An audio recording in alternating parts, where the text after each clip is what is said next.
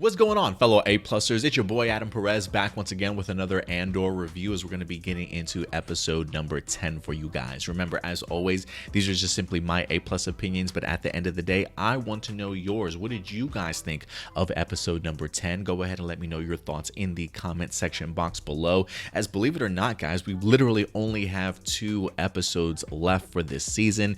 Where is Tony Gilroy going to lead us and leave us for the first season? I'm really looking forward to it. I honestly thought that they might spend like another episode or 2 with the prison break. I was kind of thinking that maybe the prison break itself would certainly be the finale, but they went ahead and gave us sort of a second arc here for Cassian Andor, and with 2 episodes left, we see him on the run currently as he winds up successfully having his prison break. Where he goes from here, how his story sort of ties up by season 1, we'll definitely have to wait and see. But 2 episodes left. I'm actually really thankful that Star Wars and Tony Gilroy and Lucasfilm and them decided to give us sort of like an actual season. I think we've kind of been dealing with like mini series here and there, 6 episodes here or there. Mandalorian, I think for the most part, pretty gives us a nice chunk of episodes. But for Andor, 12 episodes, plenty to certainly sink our teeth into and really allow Tony Gilroy to be able to tell a very in-depth story,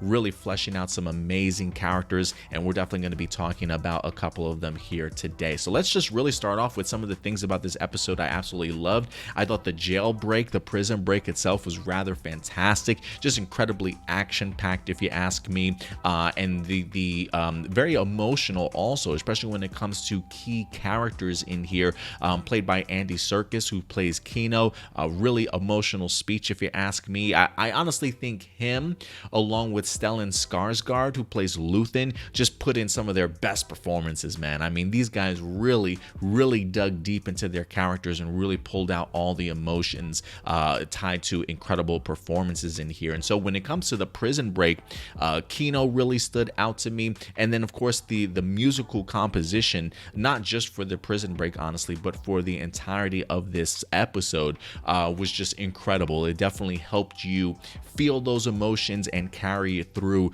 the incredible prison break that we've gotten so far. So I think they've put together some incredible set pieces. You know, the idea of the escape or the heist, the first 6 episodes here in the prison break really gave us some fantastic momentum for these characters, and you can really see where Tony Gilroy sort of gets that Bourne identity, spy, espionage, thriller, and really funneling it here into the Star Wars universe, and it's been amazing. It feels like grown-up Star Wars, and a Star Wars series that I've been personally loving, if you ask me. So yeah, on top of the great prison break in here, again, incredible performances by Andy Serkis along with Stellan Skarsgård as Luthen, and the music itself was top notch. So let's talk a little bit about the prison break here, because we do see that Andor eventually does convince Kino, who is now just sort of fed up with everything, you know, after he had that conversation with the doctor,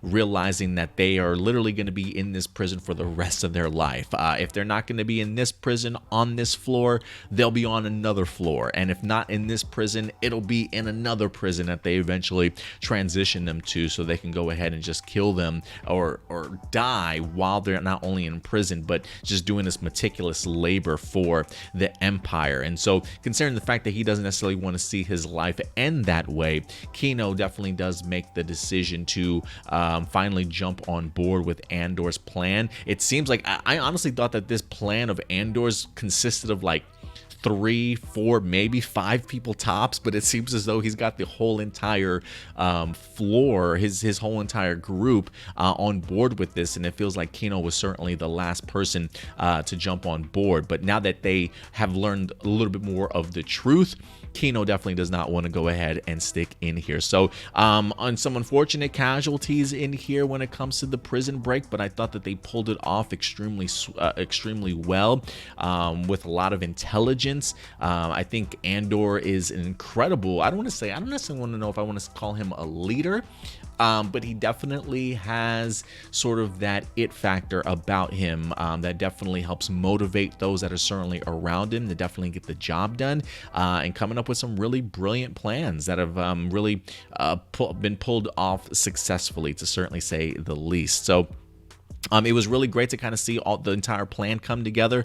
The guy that the black guy that Andor was hanging out with, I thought he would maybe have a chance of getting out, but homeboy didn't even get out of the room as he winds up getting shot, just getting to the second platform or the first platform to try and escape. I honestly thought he would certainly have a much bigger role than he did, but poor homeboy was just taken out before you can even realize it. But it was pretty cool to kind of see not only Kino's speech as he's giving it, like the idea of Andor letting him know, like, you're the one that has to do this, right? Like, people trust you, you're a manager, you know how to get your point across and stuff, and leave it up to somebody like Andy Serkis to pull out an incredible performance.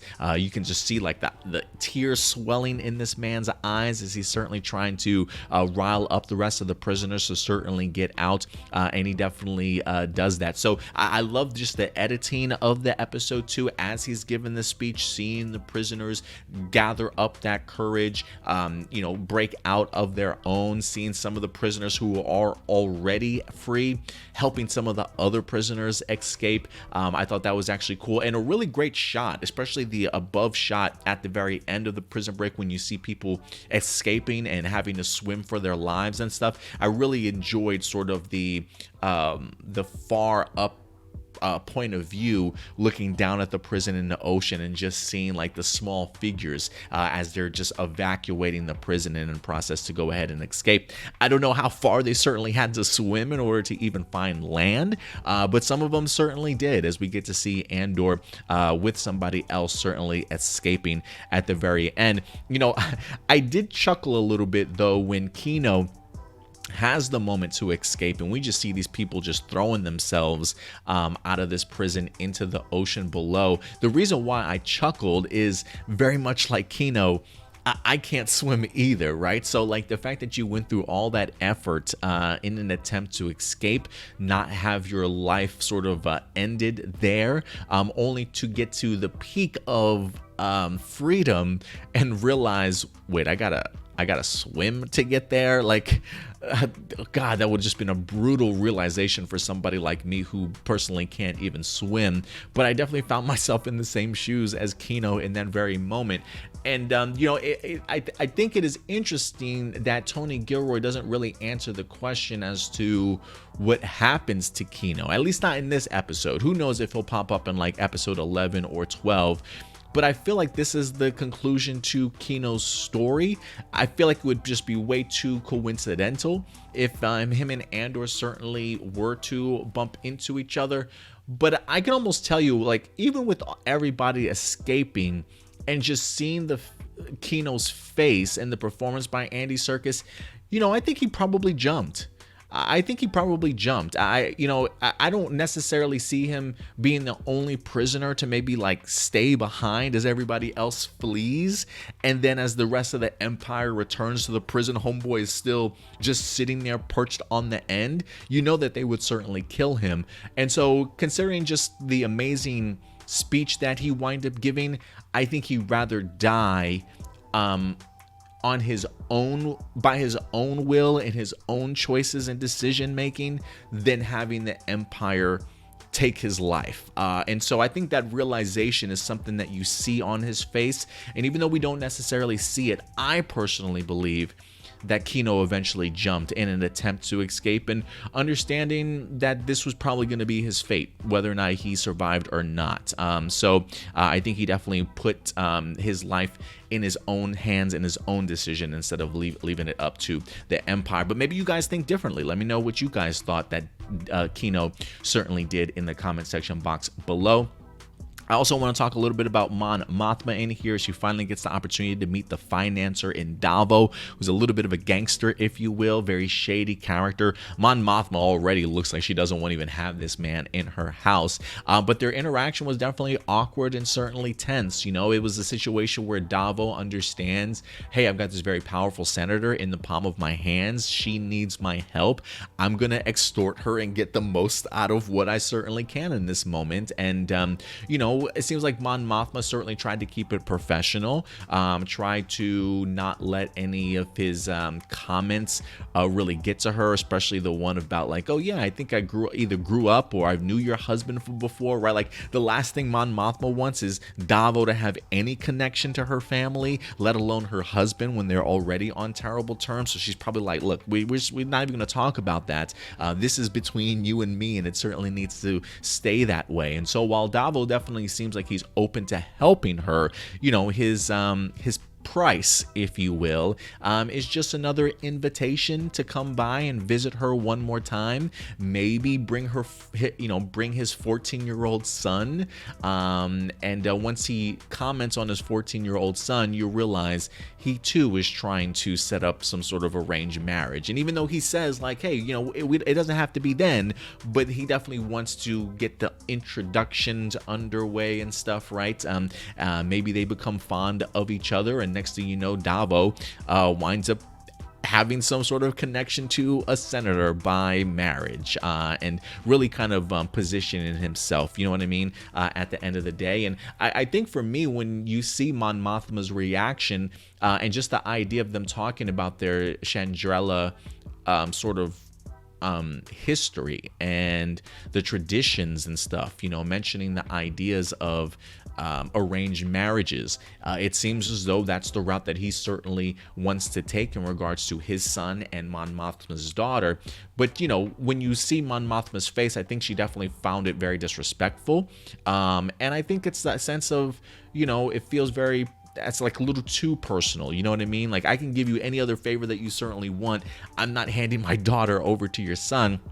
But I think she also sees how her life has definitely turned out in regards to the idea of arranged marriages. And I just honestly think she doesn't want that necessarily for her daughter, or at least really worries and fears for the situation that her daughter certainly might be put in, and what that might mean for their family sort of overall. And I just think Mon Mothma also realizes the predicament that she certainly finds herself in. Like, if anybody's going to get caught first, there's a part of me that thinks it's Mon Mothma, who maybe eventually gets kicked out of the Senate. I don't know. Like, I don't know what her allegiance to the Senate is when we get to something like Rogue One, or we see her in New Hope, you know, giving orders and things like that and speeches. So is she still a part of the Senate at that point, or has she been sort of like kicked out and is more of a force when it comes to the rebellion? That I certainly don't know, but things are not going very smoothly for the Mon Mothma character. So just the nerve of Davo here, but I think the look on Mon Mothma's face says it all. And last but not least, Luthen. Luthen is warned in this episode that the Empire is very much on his ass. Like, I love the fact that I discovered in this episode that Luthen continues to have these connections, and the fact that he's got somebody as an Imperial officer by the name of Lonnie, very much working as a double agent, an insider, Mr. Undercover himself. The fact that Luthen even has an Imperial contact on the inside that close to all these people making these decisions is certainly beneficial for Luthen, as Lonnie warns him about Dedra, you know, continuing to rise above the ranks, getting more attention, as a lot of her theories and speculations are pretty spot on, really doing some things behind the scenes to go ahead and trap fellow rebel officers, people from the rebellion as well. And so it wasn't necessarily just the Dedra news that Lonnie needed to explain to Luthen, but that Anton Kruger, I believe somebody else as a part of the rebellion, that the Empire is ready to go ahead and spring a trap on him. And so Lonnie's very much under the impression that if he tells Luthen this, that Luthen might make some suggestions, or at least warn Anton to go ahead and not go through with whatever mission or whatever else that they're certainly planning. But Luthen's point of view is like, look, You know, we understand the risks that happen when we do this type of stuff. And if I were to warn Anton and he changes course from what he was certainly doing, then the Empire will even know more, right? That there was a spy on the inside, somebody tipped their hat to let them know what was certainly coming, and then the Empire realizes that things are much bigger than they even assumed. And so Luthen is to the point of literally letting somebody be sacrificed in order for the bigger picture. And I think, again, this goes to show you exactly what the rebellion is certainly willing to do in order to be successful. And I think, again, one of the Stellan Skarsgård's incredible performances in here as Luthen is really explaining, what have you sacrificed, right? Like when Lonnie pushes back, like, hey man, I've got a kid, I want to watch my child grow, I can't do this for you anymore. I thought maybe giving you information on Dedra would be enough for me to walk out and sort of live my life, maybe even leave the Empire. And so, yes, while Lonnie has definitely sacrificed, I love the response from Luthen in regards to, so what have I sacrificed? And you really see that he's literally sacrificed everything.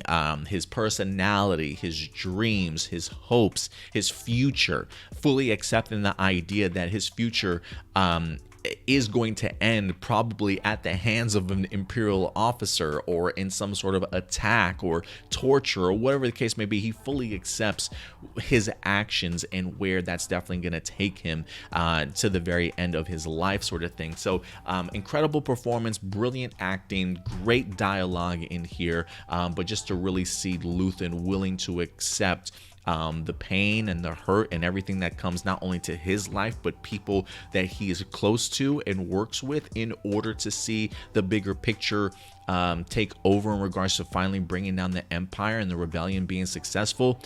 Cold-blooded, man, but that's definitely Luthen, and it's pretty compelling to kind of see him take that stance and even convince, I don't even want to say convince Lonnie, but just let Lonnie know, you're not going anywhere, man. Like, I need you. Like, I need you. I need all the heroes I can certainly get. So Luthen's not going anywhere. Lonnie's not going anywhere. And despite the Empire themselves actually being on the scent, the rebellion's got to continue to keep doing what they're doing and not necessarily warn anybody. So it'll be interesting to see if Luthen does change course. Certainly going there, but they're hot on his heels, and I don't know how much time has passed since the very first episode. Did he mention like I think he says something about like it's been a year. So I'm wondering if that's how long the Empire has been working behind the scenes. I haven't even kept track of how many shifts Andor has had since he's been in his prison, but I do believe this whole entire season is supposed to encompass 1 year. So if Luthen does say, oh well, it's been a year, why is he trying to contact us now, in the sense of Lonnie trying to reach out to them, I would assume, has it been a year since the heist, or at least maybe a year since Luthen and Andor connected over on Ferrix? So it'll be interesting to see. I believe that might be the time period that we're at right now. So we'll see how it winds up turning out. But some great stuff, if you ask me, man. I really continue to be highly impressed with Andor. You know, I've been reading some articles talking about the idea that when it comes to Andor, critics love it, audiences love it. It may not necessarily have the best ratings in the world, but people are truly loving this series and definitely want more of it. So if you are not watching Andor and you just happen to come across this review, I highly recommend you certainly check out the series. No Sith, no Jedi, no lightsabers, but if you were fans of Rogue One and you enjoyed that tone and vibe, that's exactly what you wind up getting here from Andor. And you've got the writer Tony Gilroy as the showrunner for this show, so it might certainly be right up your alley, guys. So definitely go ahead and check it out. But that's it for my review for episode number 10. Let me know what you guys thought in the comment section box below, and we'll certainly talk with you guys next week. So until then, do me a big favor, as always, guys, take care of yourselves, take care of each other, and keep it A+. I'll talk to you guys later. Bye.